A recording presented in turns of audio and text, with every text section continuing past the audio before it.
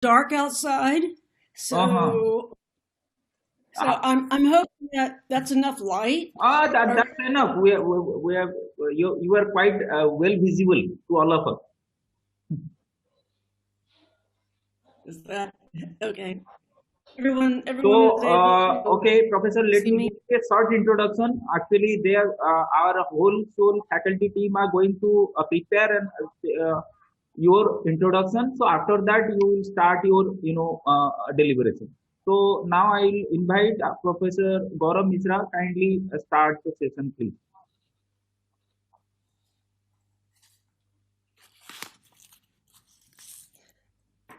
So also the sound is echoing. So It's okay. I can understand. Greetings. Good evening to one and all from India, and good morning, ma'am. Greetings from Asia Pacific Institute of Hotel Management.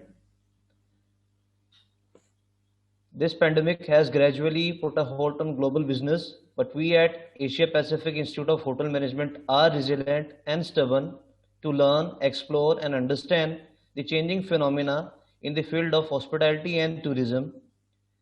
And this masterpiece itself is an existing example of our sincere endeavor in the upliftment of hospitality, and hospitality aspirants would get something beneficial in return. Today, we are in the session 6 of this masterpiece, well crafted by our respected principal, sir. I'll just give a brief account for our distinguished speaker for the day, Professor Lucy Longman is director at Center for Food and Culture, Ohio, USA. She holds a doctorate from University of Pennsylvania, and she is an eminent researcher. Not to forget that a lot of publications have been there in the field of tourism, food, and culture. I'll request all our students to come up with a query and doubt and questions in the same domain. Probably we would have a very lightning session ahead. We look forward from great questions and response from your end. Without wasting further ado, I'll request our principal in charge, sir, to start the inaugural speech from his end. Over to you, Uh, sir. First of all, I would like to give my heartfelt gratitude, Professor Lucy Long, that it's morning 7 o'clock at Ohio, and again from last 20 minutes you are quite um, professional enough, and you are keep coordinating with me that whether the meeting is scheduled, it is on time or not. So that's showcasing how much hard work you are. So it will definitely, encourage our students. The time is all about a key skill of, hospitality professional life. So I would like to appreciate that your courage to take online lectures at morning 7 o'clock, and I would like to thank for that. On behalf of our group of college, Asia Pacific Group of College, Madam, I will give you a short biography of my institution. My institution is known for hospitality and tourism academia.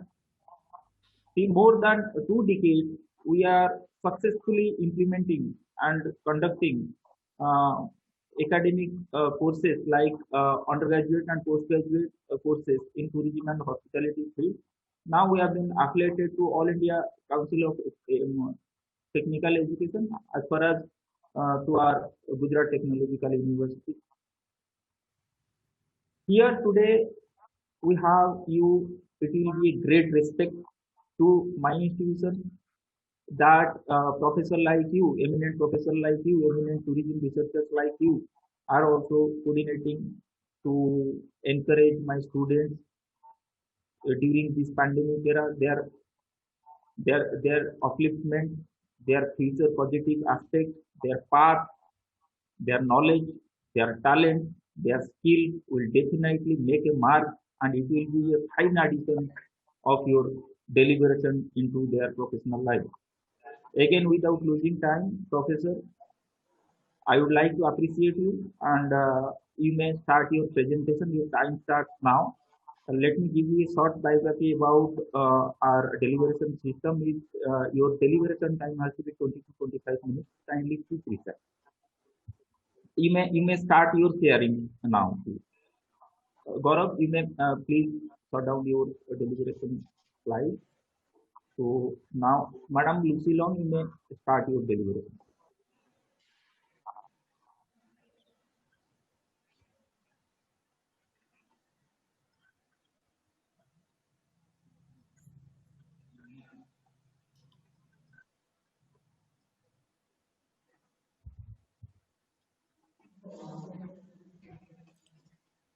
Okay. Did I start? Yes, yes, please. You may start. Okay. Okay. There is an echo. So I'm not sure I'm always hearing you properly. Um, and I do have a PowerPoint. You may share. You So may I share think your I PowerPoint. I have to. give you authorization to share your PowerPoint. Okay. I'm gonna share my screen. Um, Desktop. Are you able to see? Not yet, Professor.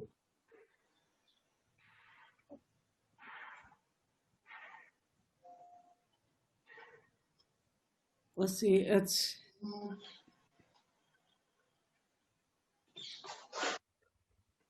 I'm I'm not seeing what I need to do to get it to show.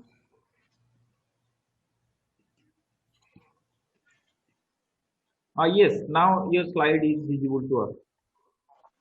Okay. And let me enlarge. Are you seeing the whole screen Yes, or your whole only? screen will visible to us, so you have to, full screen mode. You have to come into the full screen mode. Yes, Let me see. Okay. yes, now. Is this okay? Okay. So I was asked to speak about American food culture and trends that are happening today, which I'm going to do, and I'm also going to tie that into culinary tourism, which is my specialty. I also want to say, I think the hospitality and tourism industries are much more important than people recognize.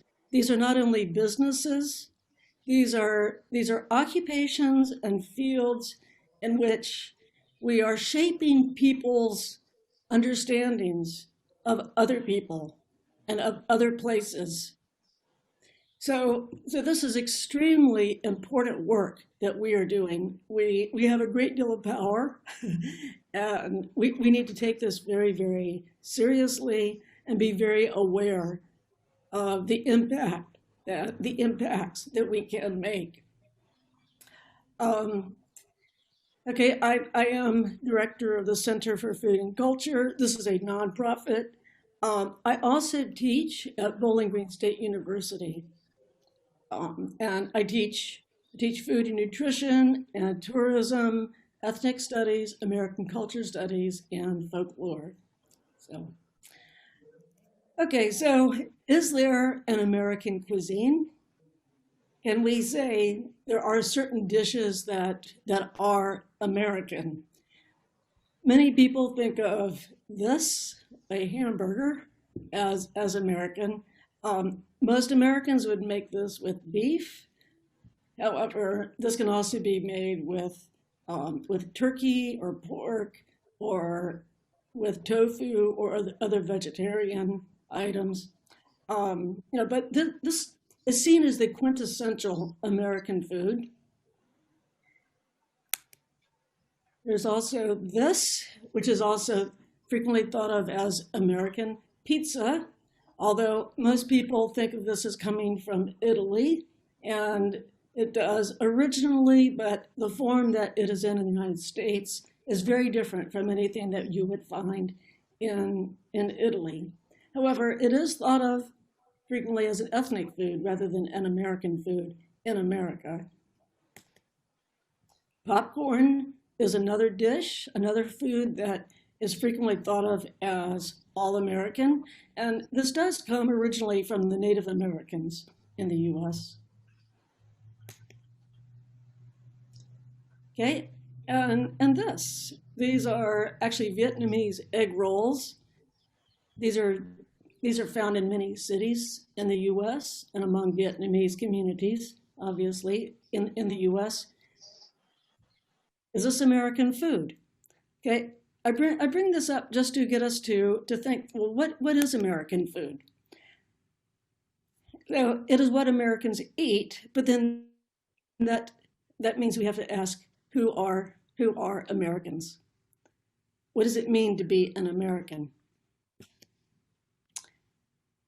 These are some of the characteristics when we talk about American culture. We cannot talk about one thing, okay? And this is part of the reason, because there are all these characteristics.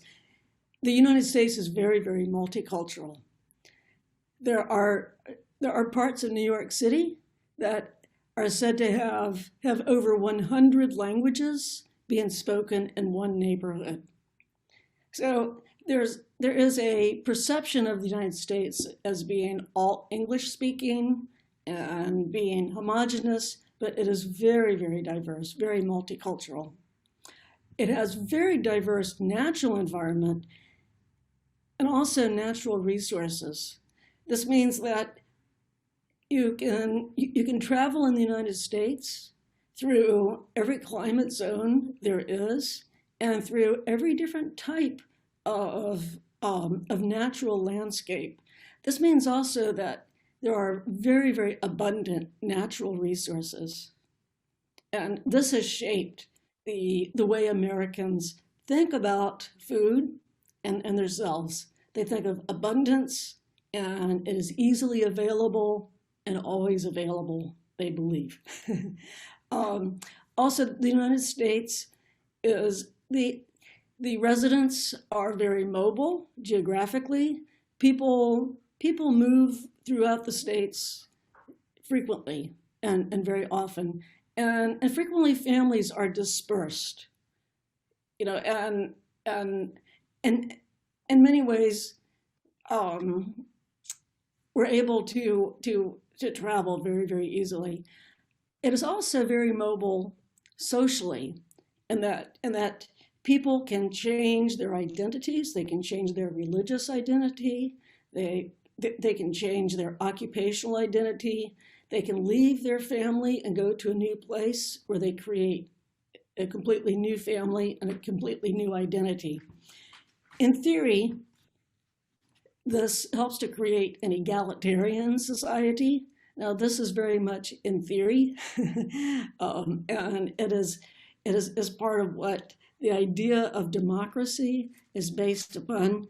We do know that there are actually many class divisions and race divisions in the US, and if you followed the news yesterday of what was happening in the United States, you know that there are very, very deep divisions in politics in the United States.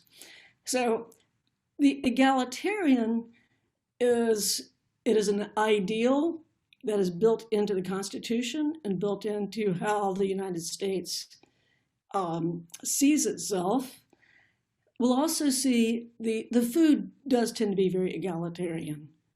So, but also the United States, it's a relatively young nation.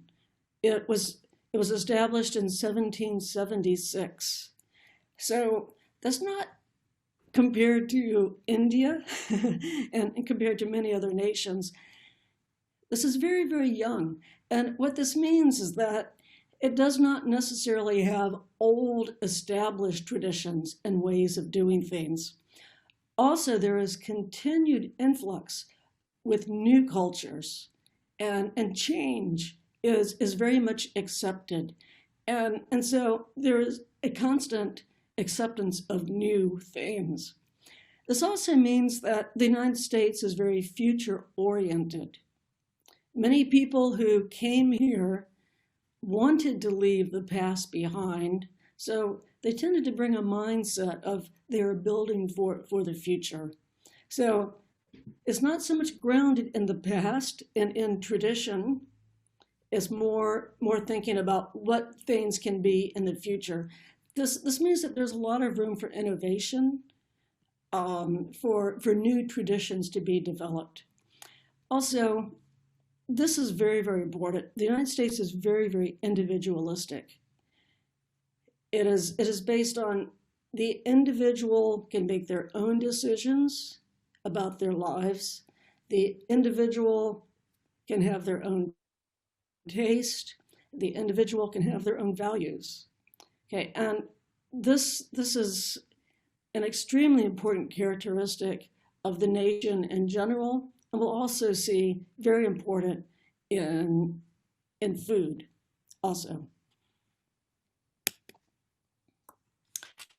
Okay, so people, when they talk about American food, at first, people thought of American food as being a melting pot.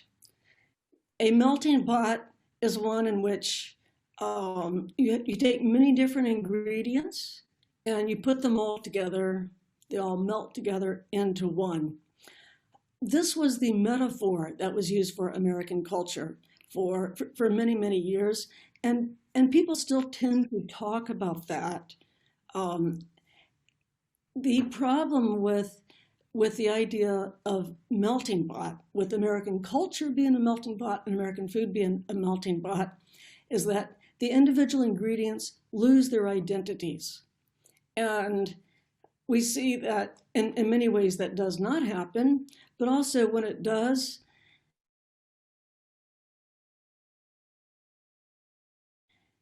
it's not just a matter of we lose the individual identities, but everything tends to get blended in according to one particular flavor. And that in the United States has been the flavor of Western European Protestant cultures and very specifically white cultures. So people are recognizing that culture, that food culture also has taken over all these other identities. So in order to move away from thinking of the United States as a melting pot, people have suggested it is a salad bowl. In a salad bowl, different ingredients are added, you still recognize the taste, the individuality of each of those ingredients. So in a salad bowl metaphor, we would still know that pizza has Italian heritage. The egg rolls have Vietnamese and Chinese heritage. Okay, and so we would be recognizing those different identities. And then the third metaphor that is used for American food is that it is a potluck. Every individual, in a potluck, every individual brings a dish to share. And then they're all set out on a table and everyone can choose whichever dishes they want to eat. So it's the idea that everyone contributes something, and then every individual is able to choose from all of those choices.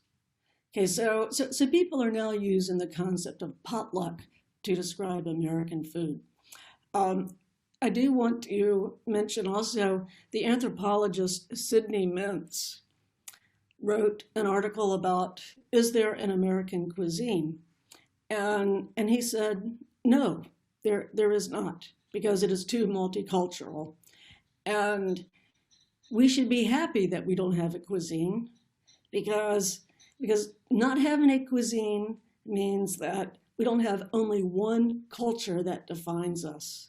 It forces us to recognize the diversity that is the United States. So now, when we talk about American food, it is best to talk about food cultures, okay, rather than specific dishes.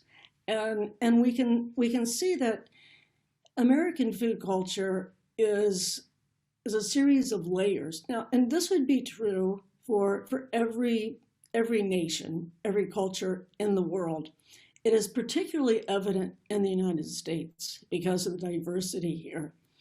So there are four different layers. Native American, these are the indigenous peoples who were here prior to and are still here during European settlement. Then we have regional food cultures based on geography, ethnic food cultures, which refers to the human settlement of those areas and the blend with Native American food cultures. And then finally, the popular or mass-produced food cultures. Okay, and this is what we think of as the national layer. This is kind of what ties it all together. And all of these layers are built on this natural environment that is very, very diverse, and that has provided an abundance and a diversity of plant life and animal life.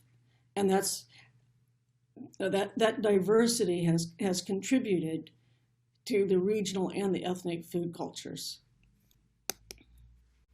Okay, with the Native American layer, there are usually four different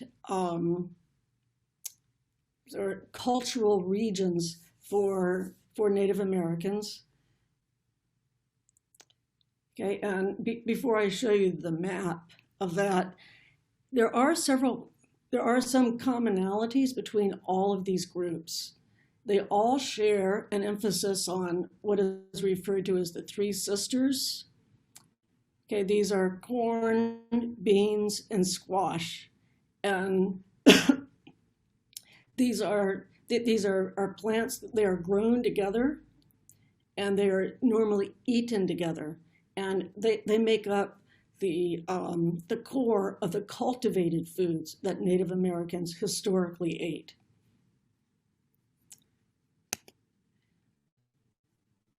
Okay, this map is not as clear as it should be, but you can see the eastern woodland Indians would be the east coast of the United States. These were the first colonies by the Western Europeans. And then the middle of the country is the Midwest. This includes very wide open plains, very flat areas, but also very, very fertile. And then the Southwest, which borders on Mexico. Most of this was actually settled by the Spanish and did not become part of the United States until about 150 years ago. And then the Pacific. Pardon? So, and then the Pacific Northwest. There are still many Native American groups that are still living in their areas today, where they have been historically for thousands of years. Okay, so some of the current trends in Native American food cultures today, there's a huge issue in food security. Many of the Native Americans were forced to leave their homes, and they were put in reservations, basically camps. So they were removed from their usual means of providing food for themselves and forced to then rely on the U.S. government for food that was not a part of their own culture.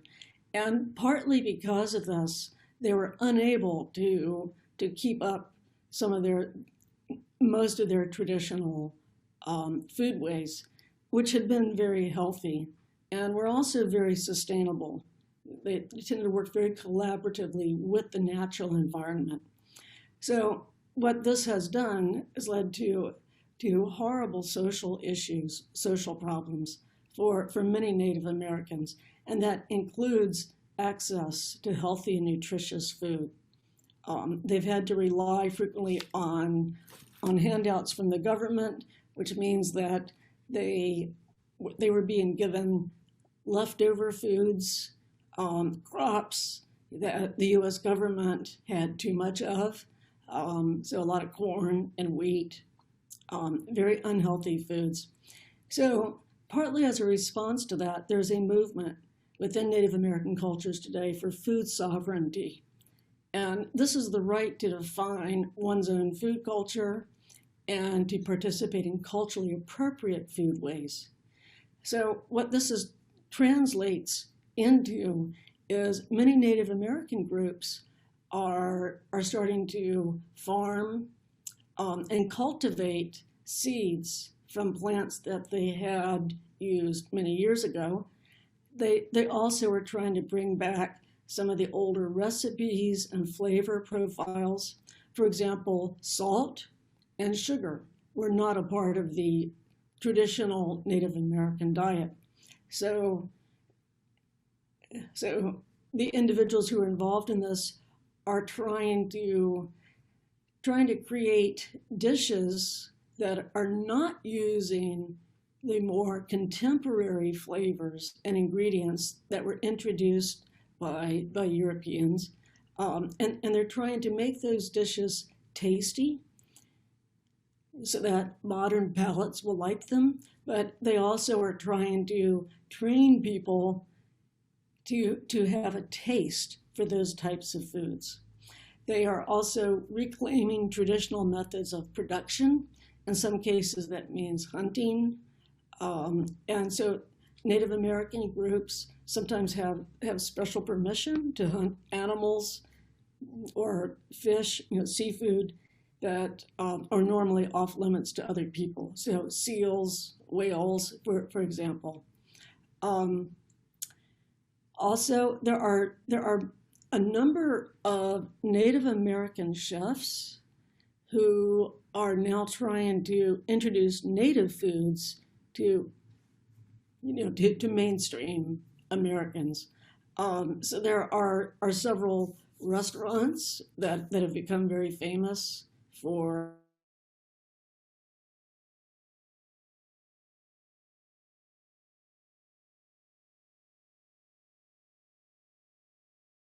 our Native American. The Three Sisters, corn, squash, and beans are central to much American food, but we don't think of those as Native American. So people are calling for recognition of the history and the connections of those ingredients to Native American cultures. Okay, the second layer is regional food cultures. We have 4 geographic regions: the Eastern Seaboard, the South, the Midwest, and Western Seaboard. Okay, and this actually is a little bit similar to the different Native American groups. I don't know if any of you have traveled to the United States, but you get a sense of how diverse the regions are. Very, very similar, actually. India, I know, I have traveled a little bit in India, and I know that there's a huge variety in India also. So these different regions are intertwined with the ethnic settlement and with Native Americans. Okay, so some of the current trends that are happening around food regions in the United States, there's the locavore movement, okay, and this encourages people to eat locally, okay, to eat food that is grown locally. That's what local sourcing means, to go to restaurants that are serving food that has been grown locally, but also to eat things that can be grown in that area and not bring in foods from a lot of other areas. There's also an emphasis on eating food that are going to establishments that are owned locally rather than by national or international businesses. Okay, so This is partly because of an interest in sustainability and the environment, but it's also partly people recognizing that they have lost something. They've lost a connection to the place where they live. So this moves into the area of placemaking, which is a term being used currently to recognize that that where we live is connected to who we are, and that in order to feel connected, and we need that in order to feel healthy, okay, and to be emotionally and psychologically healthy, we need to feel connected to place. So we need to know the identity of that place, and we can create memories and connections to a place. So placemaking is the idea of trying to create an identity around a place. Okay, for a variety of reasons, domestic tourism, exploring our own backyard, is a trend. And in some ways, this is both positive and negative. I think it's always positive to recognize our own culture and to explore what we have around us.